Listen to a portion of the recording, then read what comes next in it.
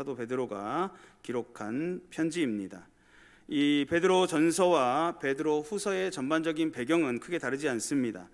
그렇지만 주제와 그 기록 목적은 구분이 되는데, 베드로 전서는 로마 정부의 정치적인 박해로 인해서 고난을 당하고 있는 성도들의 상황에 초점을 맞추고 그 고난을 극복하고 거룩한 삶을 살도록 하기 위한 격려의 서신이라고 할 수 있습니다. 그에 반해서 베드로후서는 교회 내에 침투한 거짓 교사들의 문제에 초점을 맞추고 그들로 인한 도덕적인 또 교리적인 부패를 경계하기 위한 경계의 서신이다라고 할 수 있습니다. 간단하게 말하자면 베드로 전서는 교회 외부에서 오는 핍박에 대처하도록 하는 그러한 편지이고, 베드로 후서는 교회 내부에서 발생하는 그러한 미혹들에 대처하라고 하는 서신인 것입니다. 사도 베드로는 당시 소아시아 일대 교회들의 거짓 교사들이 침투한 것을 알고 있었습니다. 그리고 장차 그들이 더욱 기승을 부리게 될 것임을 예측했습니다. 이러한 거짓 교사들은 일단 자기 자신부터가 도덕적으로 심히 부패한 자들이었습니다. 그리고 자기들뿐만 아니라 교회 안에 있는 성도들의 도덕적인 탈선을 유혹하는, 조장하는 그러한 모습이 나타났습니다. 특히 그들은 믿음이 연약한 자들, 초신자들을 표적으로 삼아서 육체적인 쾌락 그리고 정욕에 빠지도록 유혹하였습니다.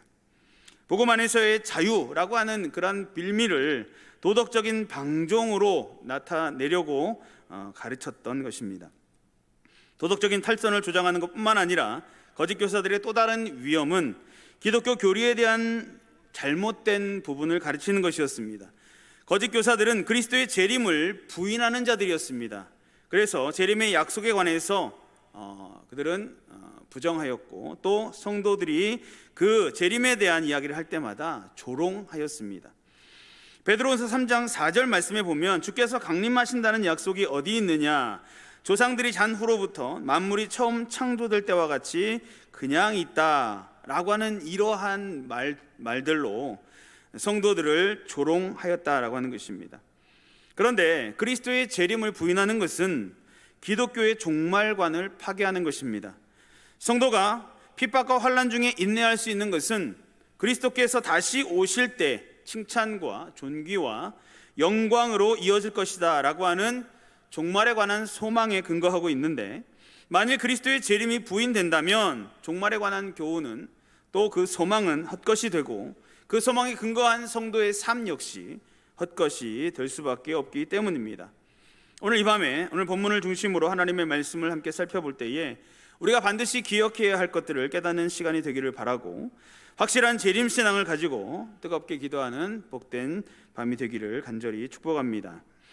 첫째로, 하나님께서는 우리 죄인들이 회개하기를 인내하며 기다리십니다. 본문 8절과 9절 말씀 내용입니다. 사랑하는 자들아, 주께는 하루가 천년 같고 천년이 하루 같다는 이 한 가지를 잊지 말라. 주의 약속은 어떤 이들이 더디다고 생각하는 것 같이 더딘 것이 아니라 오직 주께서는 너희를 대하여 오래 참으사 아무도 멸망하지 아니하고 다 회개하기에 이르기를 원하시느니라 라고 기록하고 있습니다. 주께는 하루가 천년 같고 천년이 하루 같다 라고 하는 이 한 가지를 잊지 말라라고 말씀하고 있습니다. 이것은 시편 90편에 기록되어 있는 말씀을 인용하는 내용인데, 모세가 이렇게 얘기합니다. 주의 목전에는 천년이 지나간 어제 같으며 밤의 한 경점 같을 뿐이니이다 라고 고백한 내용을 근거로 하고 있습니다. 즉 주님의 재림의 시간은 우리 인간이 가지고 있는 시간 개념으로 이해할 수 있는 문제가 아니다라고 하는 것입니다. 하나님의 시간 개념은 우리가 가지고 있는 시간 개념과는 완전히 다릅니다.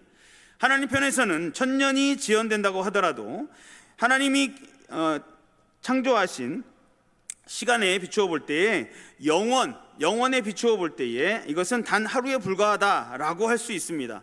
반대로 주님께서는 짧은 하루라고 하는 시간 동안에 우리가 생각하기에 천년이라고 하는 시간이 필요한 그러한 일들을 아무런 문제 없이 이루실 수 있기 때문에 예수님께는 하루가 천년 같다라고도 말할 수 있는 것입니다. 초대교회 당시 많은 성도들은 예수님께서 머지않아, 심지어는 당대가 끝나기 전에 재림하실 것이다 라고 생각하고 있었습니다. 그것은 아마도 예수님께서 마태복음 24장에서 말씀하신 것처럼 이 세대가 지나가기 전에 이 일이 다 이루어지리라 라고 말씀하신 것과 당시의 성도들이 생각하기에 땅끝까지 복음이 전파되어야 한다라고 하는 예수님의 지상 명령이 어느 정도 성취된 것처럼 보였기 때문일 것입니다. 뿐만 아니라 기독교에 대한 로마 제국의 박해가 예수님께서 말씀하신 재림의 징조들 가운데 하나였기 때문에 또 이단의 극성스러운 활동, 이것도 역시 예수님께서 말씀하셨던 재림의 징조들에 있었기 때문에 성도들은 그 당시 자신들이 살고 있던 시대에 예수님께서 재림하실 것이다 라고 생각하게 되었고, 시간이 지날수록 예수님의 재림이 이루어지지 않자 자꾸만 그 재림이 지체되는 것처럼 느껴졌습니다. 또 심지어 거기에다가 그리스도의 재림이 없다라고 주장하는 그러한 거짓 교사들의 이야기가 있었기 때문에 그들은 여러 가지로 마음이 불편하고 또 믿음이 흔들리는 상황이 되었던 것입니다. 그렇게 여러 해가 지났습니다. 많은 시간이 흘렀습니다. 그러나 예수님의 재림은 이루어지지 않았습니다. 그 결과 교회 안에서 예수님의 재림이 늦어짐에 따른 불평들이 나오기 시작했습니다. 많은 성도들 역시 그러한 의견에 동조하는 분위기도 만들어지기 시작했습니다. 바로 그런 시점에 사도 베드로가 이 편지를 그들에게 보냅니다. 베드로는 주님의 재림이 지연되는 것처럼 보이는 이유를 하나님의 오래 참으심에서 발견하였습니다. 즉 하나님께서는 모든 사람들이 하나님께 회개하고 돌아오기를 원하시기 때문에 주님의 재림을 이행하지 않고 기다리고 계신다라고 하는 설명입니다. 이러한 하나님의 오래 참으심의 모습은 노아의 홍수 심판 전에도 발견됩니다.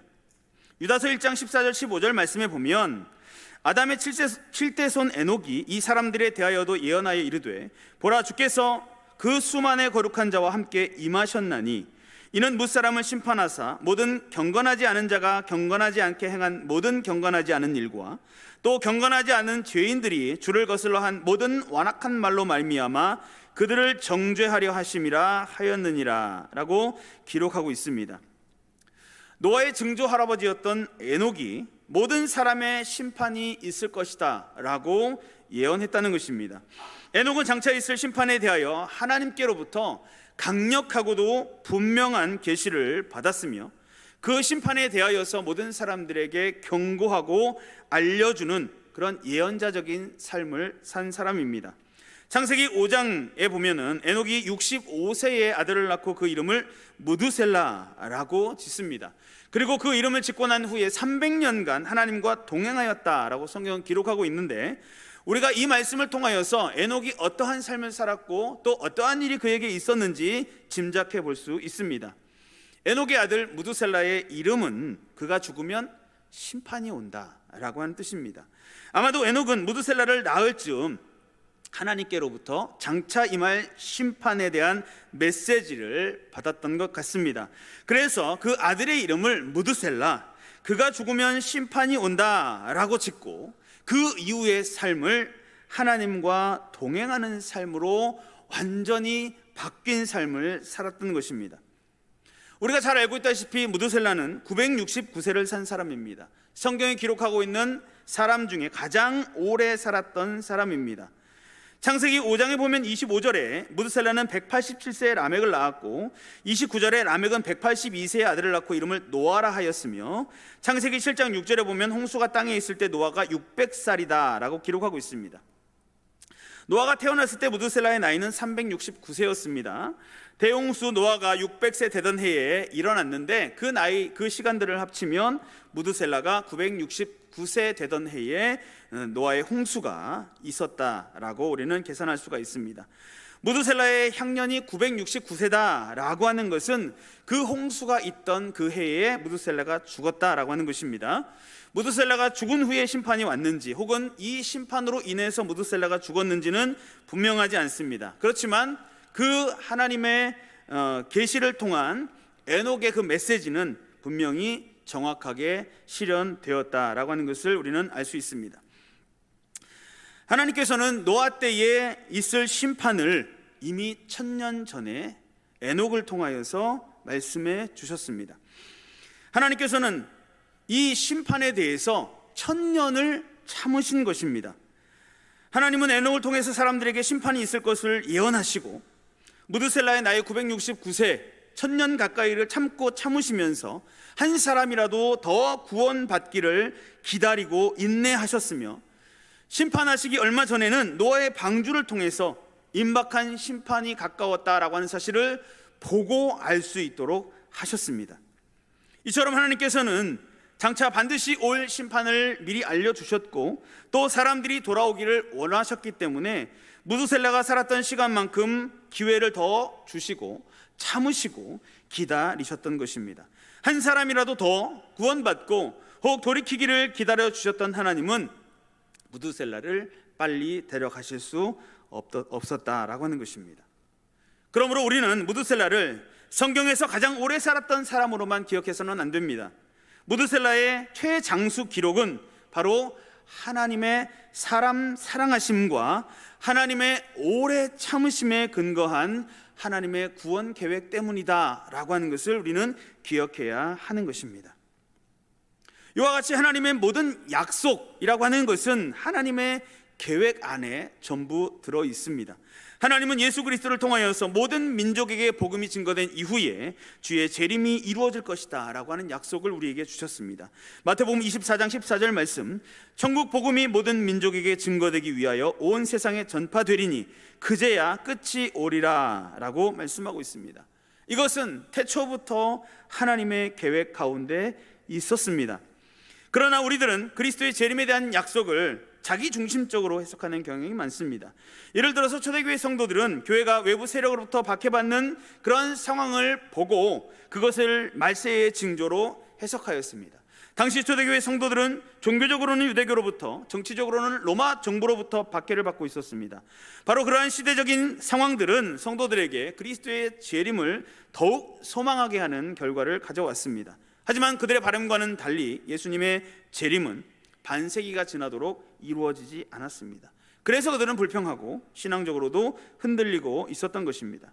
그런데 오늘날에도 이와 같은 비슷한 잘못을 범하는 사람들이 있습니다. 바로 성경에 기록된 말세에 대한 예언, 주님의 재림에 대한 말씀을 자기중심적으로 해석하고 짜 맞추어서 적용하려는 사람들입니다.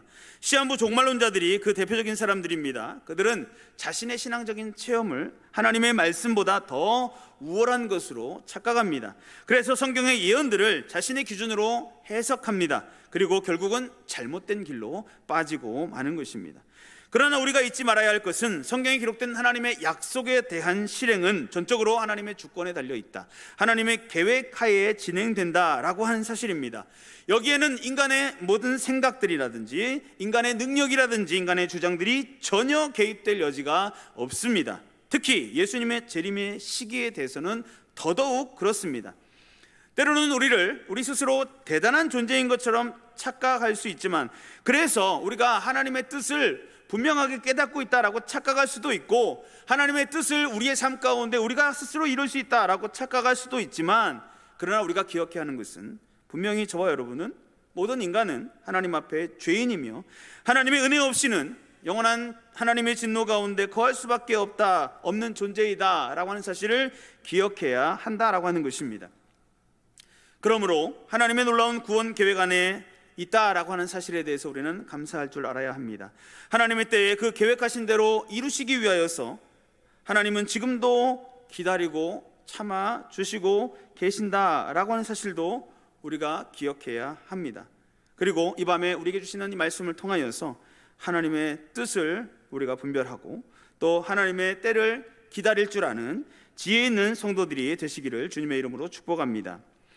두 번째로, 하나님의 날은 갑자기 임하게 될 것입니다. 본문 10절 말씀입니다. 그러나 주의 날이 도둑같이 오리니 그날에는 하늘이 큰 소리로 떠나가고 물질이 뜨거운 불에 풀어지고 땅과 그 중에 있는 모든 일이 드러나리로다 라고 말씀하고 있습니다. 앞서 9절에서는 택하신 자들의 구원을 위해서 오래 참아주시는 하나님에 대해서 말씀하고 있습니다. 하지만 하나님께서는 그의 심판을 오래 참아주시기는 하지만 결코 영원히 기다리시는 분은 아니다라고 말씀하고 있습니다.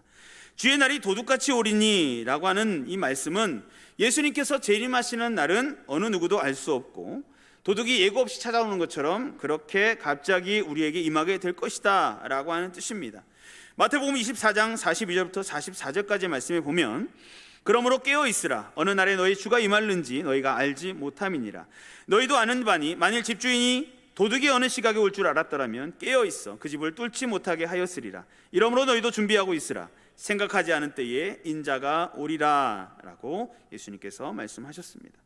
성도 여러분, 우리가 하나님을 믿고 그의 보내신 예수 그리스도를 또한 믿는다면 성경에 기록되어 있는 재림에 대한 하나님의 약속을 믿는 것 역시 우리가 해야 할 성도의 당연한 의무입니다. 그러나 불신자들 가운데는 주님의 재림이 속히 임하지 않는 것을 가지고 주님의 재림이 없다라고 주장하는 사람들이 있습니다. 참 불쌍한 사람들입니다. 그런데 그 사람들보다 더 불쌍한 사람들이 있는데 누군지 아십니까? 하나님을 믿는다고 하는데 재림에 대한 소망이 없는 사람들입니다. 그 사람들은 눈에 보이는 교회 생활은 열심히 하지만 눈에 보이지 않는 하나님 나라에 대해서는 주저하는 사람들입니다. 현실에 기초하여 신앙생활하는 사람들입니다. 악한 사탄은 지금도 주님의 재림 사실을 숨기기 위해서 사람들을 미혹하고 있습니다. 이단을 통해서 잘못된 신앙을 갖도록 유혹합니다. 또는 재림이 없다라고 말하는 지식인들의 입술을 통해서 성도들을 유혹합니다. 이런 유혹이 있을 때일수록 우리는 하나님의 말씀으로 돌아갈 수 있어야 합니다. 구약 성경에 보면 그리스도께서 오실 것이다 라고 하는 초림의 약속이 약 350회 예언되어 있습니다. 그리고 그 약속대로 예수님께서는 이 땅에 오셨습니다. 하나님은 예수 그리스도를 메시아로 이 땅에 보내주셨습니다. 자, 이제 신약 성경에는 예수 그리스도께서 다시 오실 것이다 라고 하는 재림의 약속이 있습니다. 약 316회가 기록이 되어 있습니다. 이 약속이 이루어지겠습니까? 안 이루어지겠습니까? 하나님께서는 구약 성경에서 약속하신 대로 예수 그리스도를 보내셨듯이 신약 성경에서 우리에게 약속하고 계시는 대로 예수님을 다시 보내주시겠습니까? 안 보내주시겠습니까? 반드시 보내주실 것입니다. 그리고 그 재림의 약속들은 재림이 아무런 예고 없이 갑자기 이루어진다라고 하는 사실을 공통적으로 말하고 있습니다. 그래서 예수님께서는 깨어있으라, 예비하고 있으라 라고 말씀하셨던 것입니다. 또 다른 방향에서 이 말씀을 생각해 본다면 우리 인간의 입장에서 볼 때 주님의 재림은 어느 날 갑자기 임하게 되는 것 같습니다. 그러나 하나님의 입장에서 볼 때의 주님의 재림은 창세전에 계획하셨던 일을 하나님의 지혜와 그 신실하심을 따라서 정확한 하나님의 때에 이루시는 하나님의 사역이다라고 하는 것을 우리가 깨달을 수 있어야 합니다. 그러므로 저와 여러분은 마치 노아시대의 홍수심판처럼, 즉 노아시대에 행하실 홍수심판을 창세전에 계획하시고 에녹을 통해서 1000년 전에 경고하셨으며 100년 전에도 노아를 통해서 눈에 보이는 증거들을 주시고 결국 하나님께서 계획하신 그때에 그 심판을 정확하게 행하셨던 것처럼 이미 하나님께서는 예수님의 재림을 창세전에 계획하셨고 성경 말씀을 통하여 우리에게 계속해서 경고하고 계시며 이 시대를 통하여서 많은 증거들을 우리에게 보여주고 계시기 때문에 이제 곧 그 계획하신 대로 주님의 재림을 행하실 것을 우리가 확실히 믿고 깨어있어 준비해야 한다라고 하는 것입니다. 네덜란드의 개혁주의 신학자 아브라함 카이퍼라고 하는 사람이 있습니다. 이 사람이 종말의 시대를 살아가고 있는 성도들의 삶에 대해서 이야기하면서 코람데오라고 하는 단어를 사용하였습니다. 이 코람데오라고 하는 단어는 우리가 알다시피 하나님 앞에서, 하나님 얼굴 앞에서라고 하는 뜻입니다. 우리가 언제 어느 곳에 있든지 늘 하나님의 얼굴 앞에 있는 것처럼 살아야 한다라고 하는 그런 의미를 갖고 있습니다. 우리가 항상 하나님의 얼굴 앞에 있는 것처럼 우리의 삶을 산다면 하나님의 말씀에 늘 귀를 기울이며 그 말씀대로 순종하는 삶을 살 수밖에 없을 것입니다. 장차 있을 재림과 심판에 대한 약속 역시 100% 믿게 될 것이고 늘 깨어있어 그날을 사모하게 될 것입니다. 예비하는 삶을 살게 될 것입니다. 그러므로 내가 진실로 속히 오리라 라고 하는 하나님의 약속을 늘 기억하고 그 약속의 말씀이 반드시 이루어질 것을 소망하면서 하나님의 얼굴 앞에 살아가는 코람데오의 삶을 살아감으로써 예수님께서 언제 다시 갑자기 오시든지 기쁨으로 주님을 맞이할 수 있는 성도님들이 되시기를 주님의 이름으로 축복합니다. 셋째로 거룩한 행실과 경건함으로 하나님의 날을 사모해야 합니다. 본문 11절부터 13절까지에 기록되어 있는 말씀입니다. 이 모든 것이 이렇게 풀어지리니 너희가 어떠한 사람이 되어야 마땅하냐. 거룩한 행실과 경건함으로 하나님의 날이 임하기를 바라보고 간절히 사모하라. 그날에 하늘이 불에 타서 풀어지고 물질이 뜨거운 불에 녹아지려니와 우리는 그의 약속대로 의가 있는 곳인 새 하늘과 새 땅을 바라보도다. 아멘. 재림을 앞에 두고 살고 있는 성도들이 가져야 할 생활 태도에 대해서 말씀하고 있습니다. 거룩한 행실과 경건함으로 의가 있는 것을 바라보며 그리스도인은 이러한 삶을 살아야 됩니다. 세상 사람들과 믿음으로 구별될 뿐만 아니라 행실로도 하나님의 자녀다운 삶을, 하나님의 자녀에 걸맞는 모습을 나타내 보일 수 있어야 한다라고 하는 것입니다. 여러분 아브라함의 조카 롯을 알고 계십니다. 아브라함의 조카 롯은 그 삶이 위기의 연속이었습니다. 아브라함과 헤어진 후에 소돔에 집터를 마련한 롯은 소돔의 죄악을 보면서도 그 죄악으로부터 구별된 삶을 살지 못했습니다.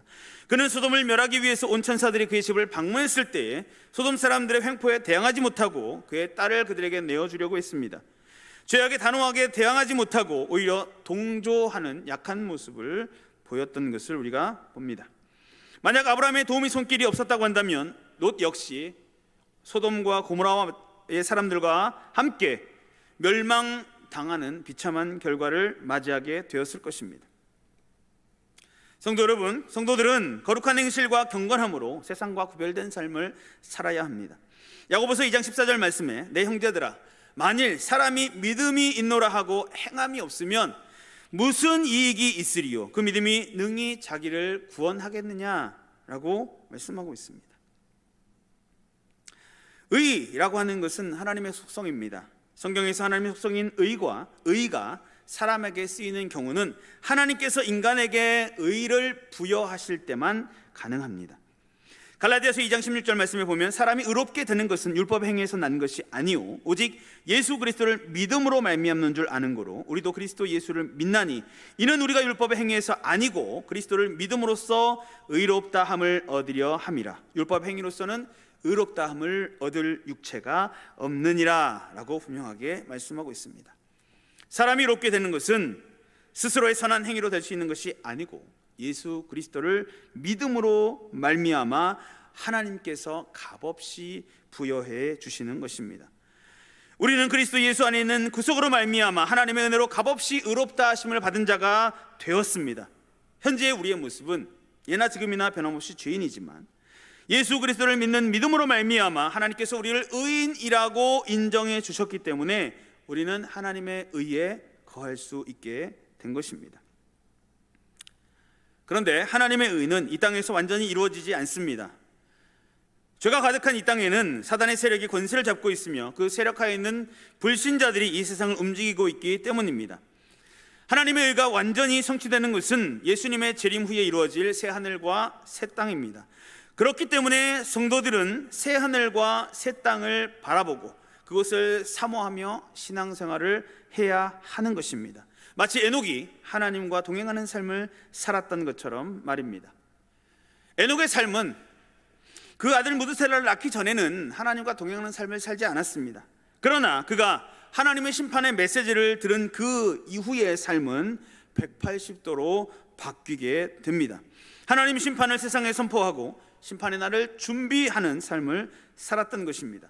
심판에 대한 하나님의 말씀을 들은 에녹은 그 아들 무드셀라를 바라보면서 반드시 그날이 올 것을 믿고 매일매일 자신을 점검하는 삶을 300년간 살다가 하나님께서 그를 데려가시는 복을 누리게 되었습니다. 그러므로 모든 성도들은 에녹과 같이 거룩한 행실과 경건함으로 하나님의 날을 사모할 수 있어야 합니다. 우리가 완전한 의를 누리게 될 새 하늘과 새 땅을 바라보면서 우리의 신앙생활을 경주할 수 있어야 하는 것입니다. 하나님께서 우리에게 원하시는 것이 무엇인가 라고 하는 것을 우리가 늘 기억하고 거룩한 행실과 경건함으로 저 새 하늘과 새 땅을 바라보면서 믿음의 경주를 경주하는 복된 성도들이 되시기를 주님의 이름으로 축복합니다. 성도 여러분, 많은 사람들이 주님의 재림의 시기에 대한 관심을 가지고 있습니다. 매우 언제 주님이 다시 오실지에 대해서 매우 궁금해합니다. 그러나 그들은 궁금해할 뿐이지 깨닫지도 못하고 그들의 마음을 돌이키려고 생각하지도 않습니다. 결국 종말과 심판에 대한 메시지를 코웃음으로 넘겨버리고 마는 것입니다. 그 옛날 노아의 시대에도 하나님의 심판에 대해서 사람들은 깨닫지 못했습니다. 하나님은 노아 시대에 사람의 이름을 통해서도 반드시 심판이 임하게 될 것을 알려주셨을 뿐만 아니라 대홍수 심판이 임박한 사실을 직접 그들의 눈으로 볼 수 있도록 방주를 보여주셨음에도 불구하고 노아가 그 방주에 들어가던 날까지 사람들은 먹고 마시고 장가들고 시집가면서 홍수가 나서 그들을 다 멸망시키기까지 깨닫지 못하였다라고 성경은 기록하고 있습니다. 베드로전서 3장 20절 말씀에 그들은 전에 노아의 날 방주를 준비할 동안 하나님이 오래 참고 기다리실 때에 복종하지 아니하던 자들이라. 방주에서 물로 말미암아 구원을 얻은 자가 몇 명뿐이니 겨우 8명이라 라고 기록하고 있습니다. 2000년 전 예수님의 시대에도 깨닫지 못하였습니다. 예수님은 무화과나무 비유를 통하여서 말씀하셨습니다. 하나님의 나라가 가까이 온 줄로 알라 라고 말씀하셨습니다. 날씨는 분별할 줄 알면서 시대의 표적은 분별할 수 없느냐 라고 하셨습니다. 인자가 올 때에 세상에서 믿음을 보겠느냐라고 한탄하시며 그들에게 말씀하셨습니다. 오늘의 시대 역시 마찬가지입니다. 성경에서 예언한 마지막 시대의 증거들이 우리의 눈으로 확인할 수 있게 되었음에도 불구하고 이런 증거들에 대해서 말하면 세상은 우리들을 조롱하고 비웃습니다. 마치 롯이 딸들과 결혼할 사위들에게 심각하게 소돔과 고모라의 멸망을 말하였지만 농담으로 여겼듯이 도무지 귀를 기울이려고 하지 않는 것처럼 말입니다. 이런 시대의 모습 역시 주님의 재림이 다가오고 있음을 알리는 증거라고 하는 사실을 우리는 알아야 합니다. 성도들도 주님의 재림이 더딘 것처럼 보이는 것으로 인해서 불평이 생길 수 있습니다. 세상의 조롱과 비웃음으로 인해서 우리의 믿음이, 우리의 마음이 흔들릴 수 있습니다. 그러나 주님의 재림은 또 마지막 날의 심판은 반드시 있을 것입니다. 왜냐하면 재림과 심판은 하나님께서 창세 전부터 계획하신 일이기 때문입니다. 그러므로 반드시 오고야 말 그 하나님의 날을 기대하고 고대하고 사모하는 성도들이 되시기를 바랍니다. 우리 성도들에게 있어서 재림의 시기가 언제인가라고 하는 것은 중요하지 않습니다. 우리 성도들에게 있어 더 중요한 것은 주님의 재림이 반드시 있다라고 하는 믿음을 가지고 그 하나님의 날을 소망하면서 현재의 삶을 살아가는 것입니다. 그러므로 하나님의 날을 늘 사모하고 고람드의 믿음으로 늘 깨어있어 그날을 준비하며 우리에게 주어진 시간 동안 오직 주를 위해 충성하는 삶을 살아가는 모든 성도들이 되시기를 주님의 이름으로 축원합니다. 기도하겠습니다. 거룩하신 하나님, 이 밤에도 우리를 불러 주의 말씀 앞에 있게 하시니 감사합니다. 전능하신 하나님께서 창세전에 놀라운 지혜로 계획하셨던 주님의 재림을 그 놀라운 능력과 신실함으로 이루어 가고 계신다라고 하는 사실을 오늘 기록된 말씀을 통하여 다시 한번 깨닫게 하셨사오니 우리로 하여금 하나님의 위대하심을 인정하는 믿음을 허락하여 주시고 어떠한 유혹과 핍박 중에도 하나님을 향한 믿음을 굳게 지키고 늘 깨어 있어서 주님의 재림을 준비하는 거룩하고 신실한 하나님 나라의 백성들이 다 되게 하여 주시옵소서. 이 밤에도 믿음으로 하나님 앞에 나온 주의 백성들을 권녕